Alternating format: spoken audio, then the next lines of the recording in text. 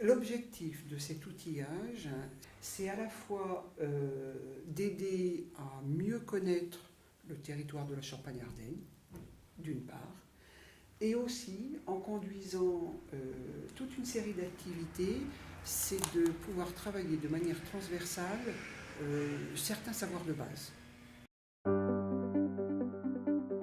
Première activité, qui serait plutôt une activité de localisation, ce serait de déjà inviter des stagiaires à placer les villes, les grandes villes, sur les points là qui sont marqués sur la carte.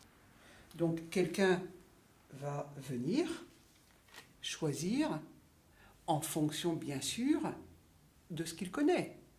Et si les gens sont vraiment en grande difficulté, je peux encore modifier sensiblement ma consigne en disant il faut trouver l'étiquette Reims, ça commence par un R et ça se termine par un S. Autrement dit, je vais adapter mes consignes, même de manière minime, sur des toutes petites choses, pour pouvoir rendre l'activité accessible au public avec lequel je travaille. C'est au formateur de faire ce travail d'ajustement, d'adaptation de la consigne. Alors, une deuxième activité, qu'on pourrait appeler une activité de comparaison et de raisonnement logique, peut se réaliser autour de la population des villes qui ont été positionnées, qui ont été placées sur la carte. Et pour ça, on pourra utiliser un texte qui fait appel au raisonnement logique. Là, je vous donne un exemple.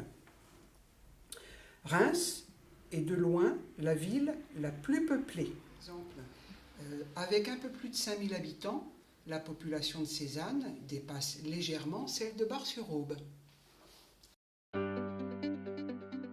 Il y a des couleurs sur la carte qui donnent des repères pour disposer les différents éléments. Le mauve, c'est les vignes. Le vert, c'est plutôt les forêts. Et la partie jaune, c'est les cultures, les champs.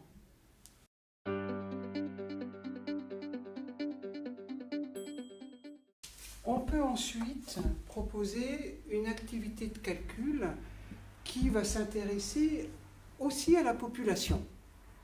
On va disposer un éventail de supports en vrac, mélangés. L'objectif d'apprentissage dans cette activité, c'est de savoir calculer un pourcentage. Ces supports-là sont en Velleda, autrement dit, on peut écrire dessus. Ma question, c'est quelle est la part de seniors de plus de 55 ans. Donc, j'ai besoin de ça. J'ai besoin, bien sûr, de la population totale de Champagne-Ardenne. 1 336 053 habitants sur le territoire de la Champagne-Ardenne. J'ai besoin de ça. Alors, voici donc les 4 éléments qui vont m'aider à calculer le pourcentage que je recherche. Le résultat trouvé est réaffiché sur le tableau.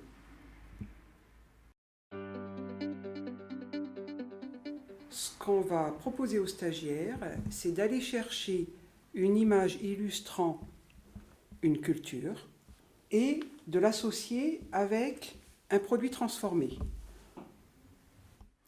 Et pour aller plus loin, on pourra, pour valider cette association, demander aux stagiaires de construire une phrase qui utilise le mot.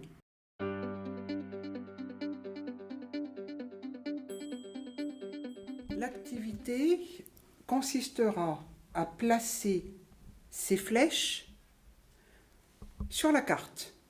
En fait, ces flèches indiquent les flux domicile-travail entre une région limitrophe et la Champagne-Ardenne. On voit bien qu'il y a une progression dans l'outillage. On produit quoi? On fabrique quoi?